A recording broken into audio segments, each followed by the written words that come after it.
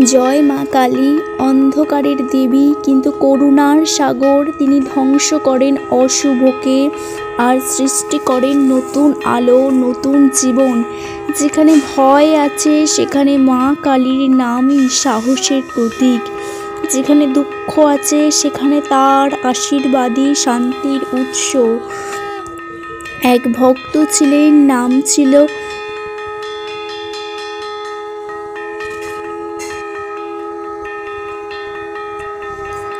তার নাম ছিল সাগর। অসংখ্য কষ্ট, দুঃখ, ব্যর্থতা তাকে ঘিরে ধরেছিল। সব কিছু হারিয়ে সে এক রাতে মন্দিরে এসে কেঁদে উঠল, হে মা কালী, আমি আর পারছি না। তুমি কি সত্যি শোনো তোমার ভক্তের ডাক? সেই রাতেই সে এক স্বপ্ন দেখল। মা কালী দাঁড়িয়ে আছেন অগ্নিশিখার মতো রূপে। তবু তার মুখে করুণাময় হাসি। তিনি বললেন, সন্তান, ভয় করো না, অন্ধকারের পরেই আলো আসে। আমি তোমার সঙ্গে আছি। ভোরে ঘুম ভেঙে সাগর অনুভব করল তার ভিতরে এক নতুন শক্তি জেগে উঠেছে। সে প্রতিদিন মা কালীর মন্ত্র জপ করতে শুরু করল, ওং ক্রিং কালিকায়ং নমঃ।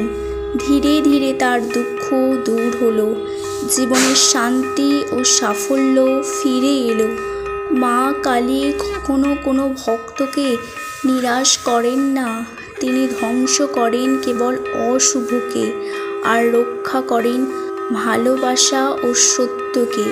তুমি যদি সত্যি হৃদয় থেকে তাকে ডাকো, তবে মা তোমার পাশে থাকবেন।